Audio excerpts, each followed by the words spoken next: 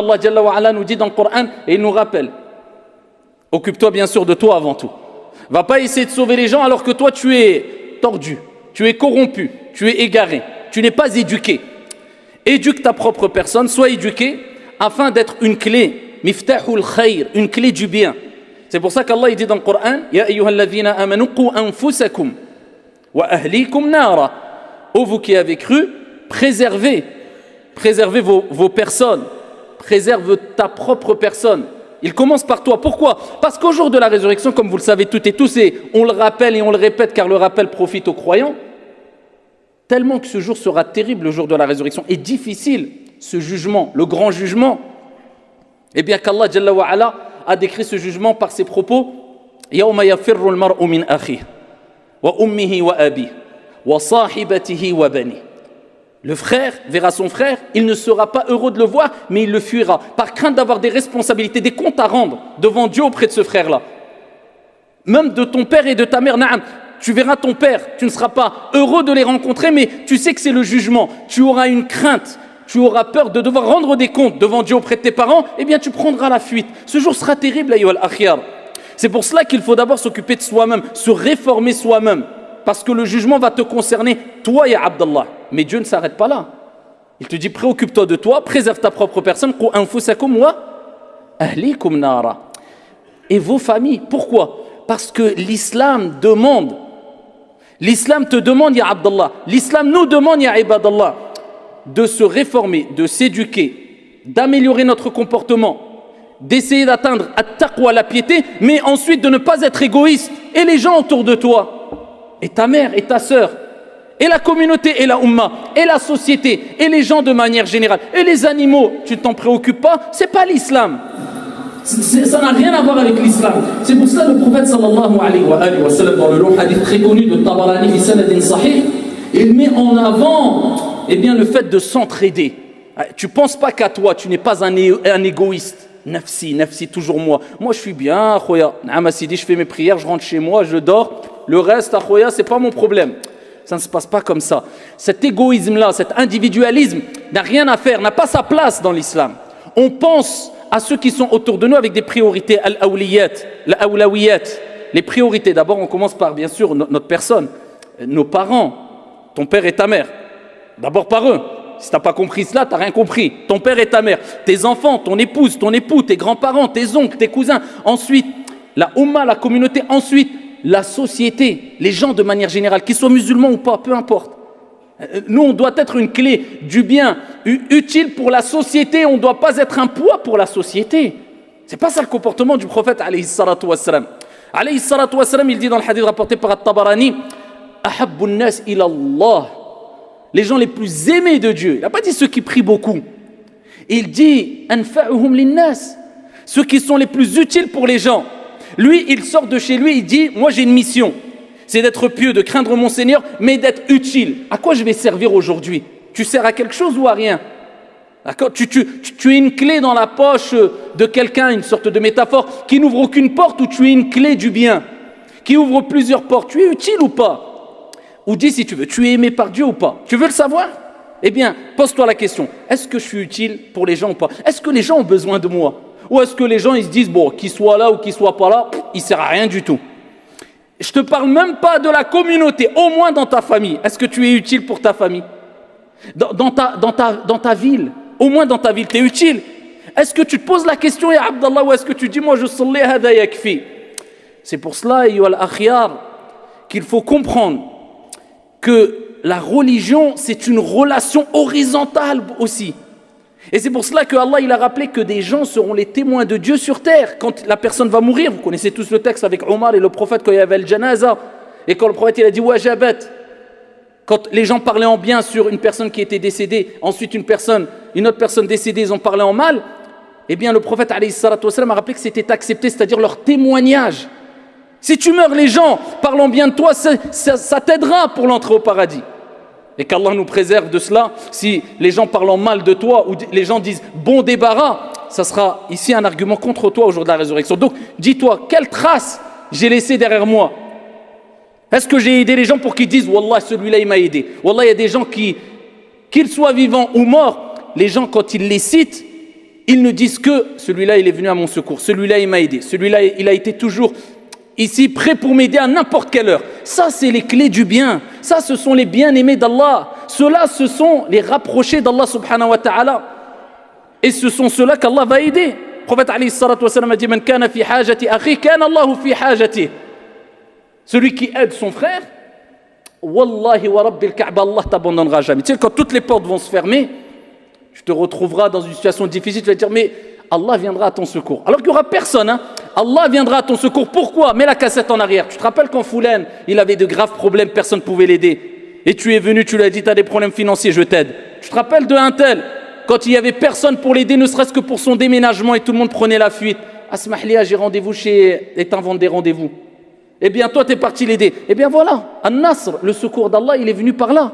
Il est venu de ce côté-là. Man kana fi hajati akhi, kana Allahu fi hajati. L'islam, c'est pas que salah, c'est pas que rester à la mosquée. Omar ibn al-Khattab, Amir al-Mu'minin, il rentre dans la mosquée. Et il voit un jeune chab à la mosquée. Bayna as-subh wa ad-dhuhr. Dans waqt al-duha. On dit waqt al-duha. Duha, c'est le temps qui. Al-fajr est passé, subh est passé. Ouais, il était jalis à la mosquée, assis à la mosquée. Et il a le Coran ou la dhikr ou la. Omar ibn al-Khattab, il l'a appelé. Il lui a dit.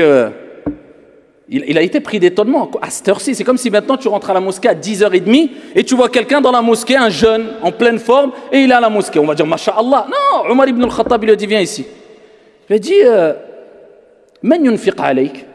C'est qui dépense pour toi? Parce que c'était pas normal de voir quelqu'un le matin comme ça à la mosquée, alors que les gens faisaient tijara, du commerce, ils travaillaient. Al-amal. Fa idha qudiyati as-salah, fantashiru.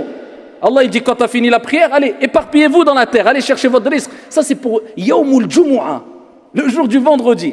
Salah elle est terminée, et Allah va chercher ton risque, ta subsistance. Travaille, bouge, sois actif pour la société, sois bénéfique pour eux. Et il le voit, il dit Akhi, il dit c'est mon frère qui dépense pour moi, moi je suis à Jama', je fais du dhikr, et ça c'est une bonne action en soi-même. Il dit mais mon frère c'est lui qui travaille, c'est lui qui dépense pour moi. Omar ibn al-Khattab lui a dit quoi? Il dit Akhouk a'bad minka Allah. Il dit ton frère, il est plus dans l'adoration que toi. C'est comme s'il lui disait ce que tu fais là, avec d'autres termes, eh bien ton frère est meilleur que toi parce que c'est par sa cause que tu arrives à être là. C'est lui qui te nourrit. Lui, il est dans l'action.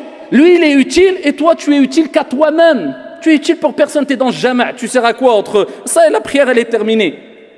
Et ça nous rappelle, ayyuhal akhyar, que les sahaba ont été éduqués de la sorte par le prophète, alayhi salatu wassalam, qui lui-même aimait travailler, lui-même mettait la main à la pâte, comme on dit, quand il construisait la mosquée, le prophète, alayhi salatu wassalam, il n'a pas dit, c'est moi, le rasoul, alayhi salatu wassalam, j'ai des servants. Wallah, il allait, il se salissait.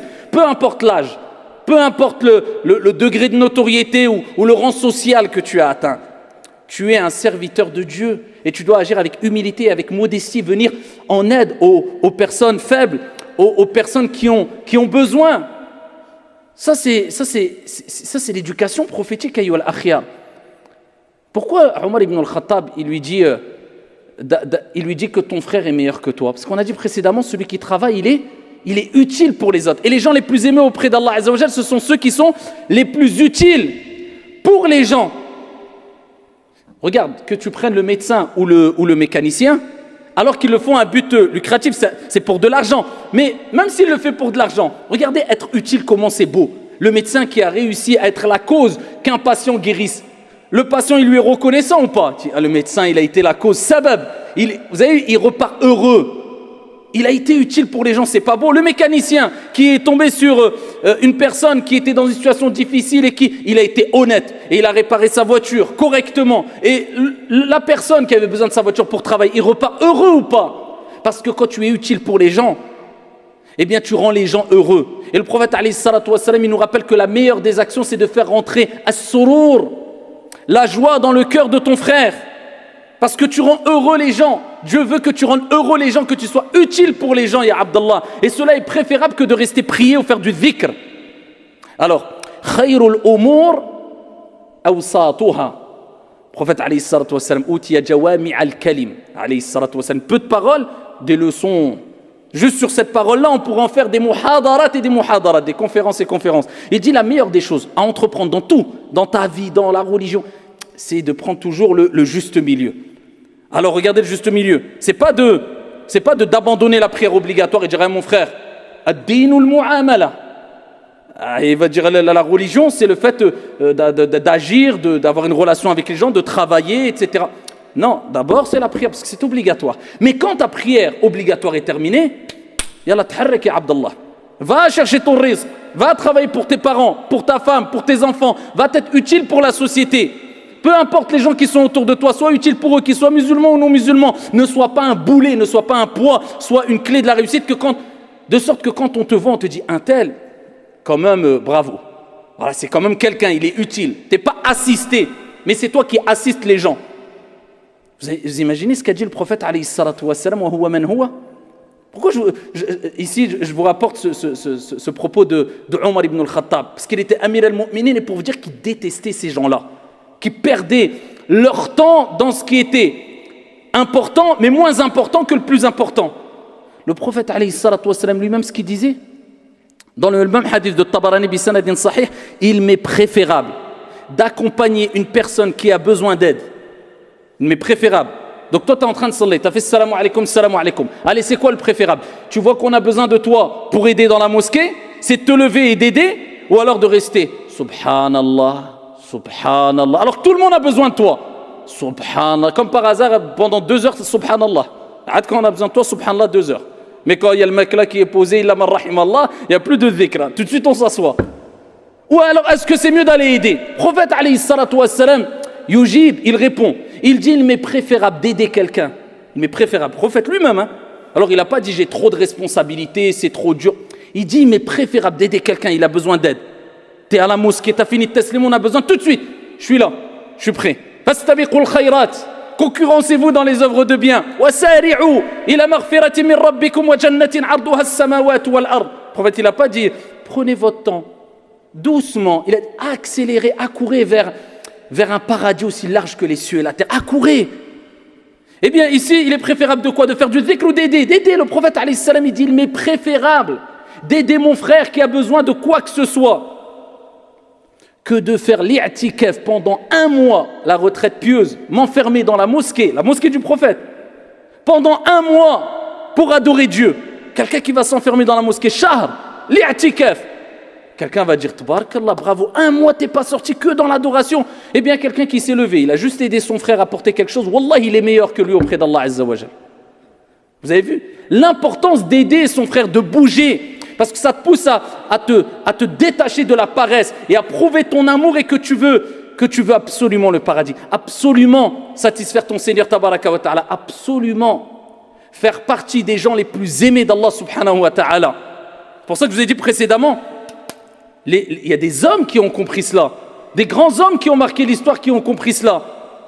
Le prophète alayhi salatu wassalam lui-même, lorsqu'ils ont construit la mosquée du prophète, les compagnons sont partis vers lui, ils lui ont dit à Rasulullah, non, on va le faire, on va porter la pierre. Le prophète alayhi salam, il disait laissez-moi.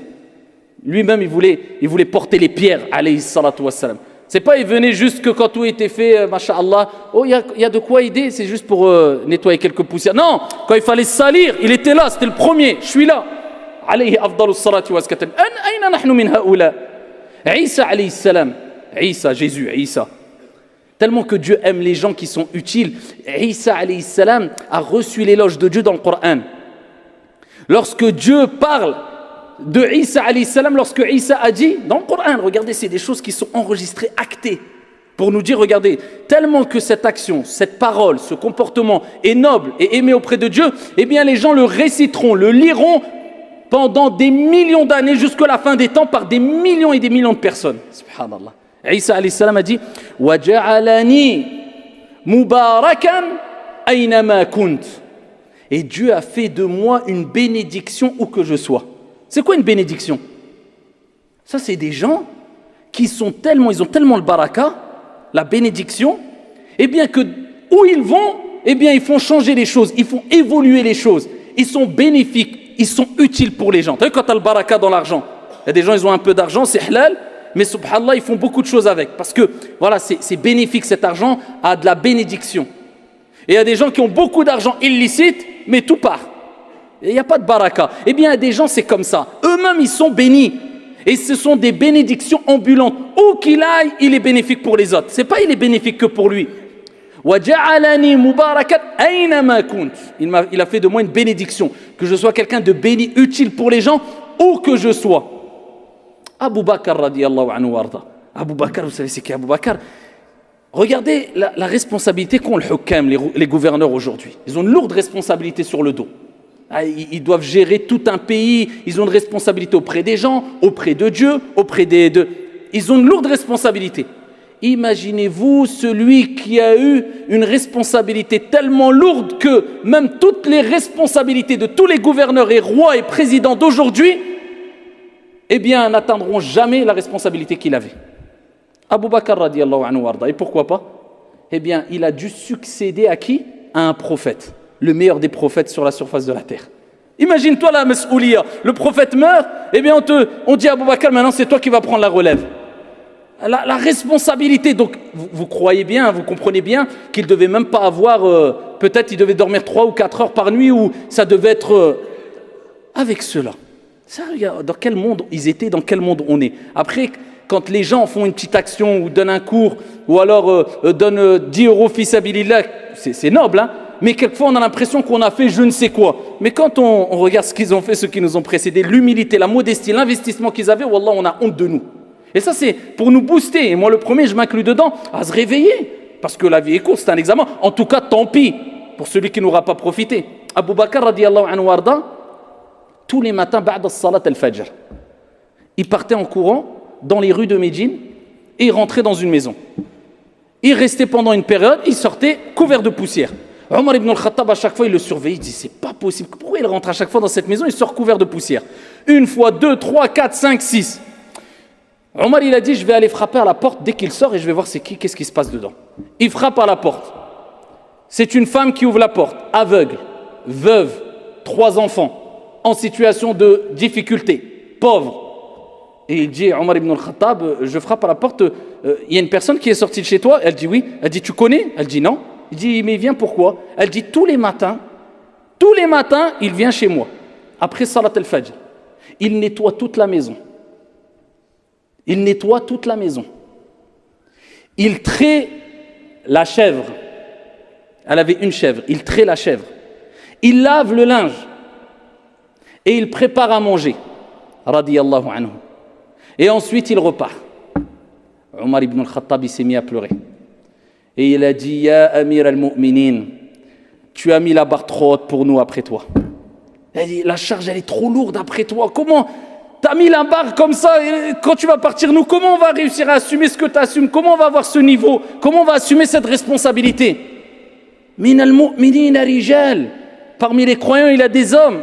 Ils ont sacrifié modestement, avec humilité, de manière concrète pour laisser des bonnes traces. Et pas bêtement, parce qu'il y a des gens qui pensent que le sacrifice, c'est de faire n'importe quoi. Et Shaitan joue avec eux. Regardez ceux qui ont dit, en faisant des attentats et je ne sais quoi, oui, on va prouver qu'on aime Dieu au nom de l'islam, au nom de la religion de Dieu. Inna ad-dina indallahi al-islam. Ils sont partis, c'est pas, ils ont laissé des mauvaises traces pour eux. Des millions de personnes, des millions de musulmans en ont mangé plein les dents. Pourquoi? Parce que un tel, Foulan et Allan, eh bien, ont gâché la belle image, on salit la belle image de l'islam et tout le monde en a pâti. C'est pas faire n'importe quoi quand on dit de sacrifier.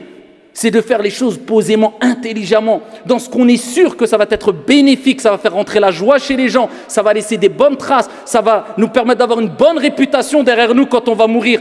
Même les non-musulmans, certains parleront bien de toi, parce qu'ils te connaîtront comme quelqu'un de bon, quelqu'un d'honnête, quelqu'un d'utile.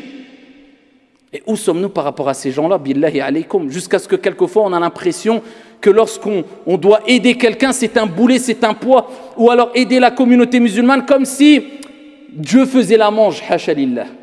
Allah, il a besoin ni de toi, ni de moi. Allah, Jalla wa ala, il crée et il choisit. Donc dis-toi bien que lorsque Dieu t'a utilisé dans le bien et tu viens en aide à ton frère ou à ta sœur, c'est qu'Allah, Jalla wa ala, t'a choisi. Parce que Dieu, il crée et il choisit.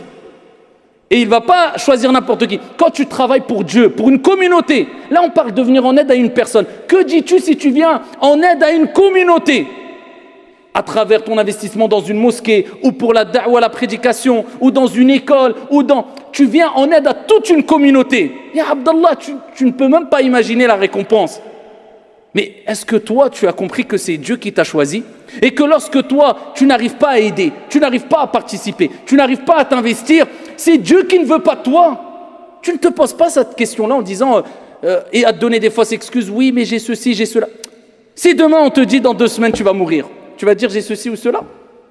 Tu vas faire tout pour donner un temps, en restant dans le juste milieu bien sûr, en gardant un temps pour ta famille, pour ton travail, mais un temps pour autrui, pour les gens, pour être bénéfique d'une manière ou d'une autre, pour la communauté de manière particulière et pour les gens de manière générale. Ainsi étaient les Sahaba qui ont compris que ça ne servait à rien de vouloir se donner à 100%, à fond, à 1000% pour la vie d'ici-bas, car peu importe ce que tu auras amassé dans cette vie d'ici-bas, le jour où tu vas sentir que tu dois quitter ce monde, pour certains, tout ce qu'ils ont amassé, c'est plus une souffrance qu'une joie. Parce qu'ils se disent, j'ai amassé tout ça, j'ai construit tout ça, des empires, des appartements, mais je vais partir. Donc tout ce que j'ai fait, en fait, ça ne m'appartient pas. Et il regarde sa richesse, et il est rongé dans son fort intérieur en se disant, je pars, je laisse tout ça, je ne pourrai pas profiter. Ma vie n'était même pas assez longue pour profiter de ça. Alors que celui qui a construit concrètement pour son au-delà, pose ton empreinte, qui a laissé son empreinte ici-bas, wallahi, il profitera de ce qu'il a laissé ici-bas par la réjouissance de l'œil et dans l'au-delà, parce que les gens le verront à travers ce qu'il a construit. Et je terminerai avec cela. C'est pour ça qu'Ibrahim alayhi salam, vous savez que quand il a demandé, il était en train de construire, élever les assises de la Mecca, de la Kaaba plus particulièrement, il demandait à son fils Ismaïl. Il lui disait, aide-moi.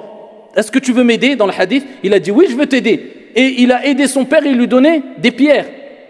Regardez cette entraide. Il a été bénéfique, il a été utile. Il a aidé pour la construction de la Kaaba. Allah Jalla wa Ala a fait que ça soit enregistré, cet acte d'entraide dans le Coran qui sera lu et récité jusqu'à la fin des temps. وَإِذْ يَرْفَعُ إِبْرَاهِيمُ الْقَوَاعِدَ مِنَ الْبَيْتِ وَإِسْمَاعِيلَ رَبَّنَا تَقَبَّلْ مِنَّا إِنَّكَ أَنْتَ السَّمِيعُ الْعَلِيمُ. Et lorsque Ibrahim, élevait les assises de la Kaaba avec qui? Avec l'aide de Ismaïl. Et maintenant, ils ont laissé une trace derrière eux? Oui, ils ont bien investi. Ils ont été utiles ou pas? Il a été utile pour son père et ils ont été utiles pour qui? Pour les milliards de personnes qui ont fait tawaf hawla al-Kaaba et qui vont faire jusqu'à la fin des temps. Et c'est pour ça quand on regarde la Kaaba, elle témoigne pour Ibrahim et Ismaïl. Parce qu'à chaque fois que tu regardes la Kaaba, tu penses à qui?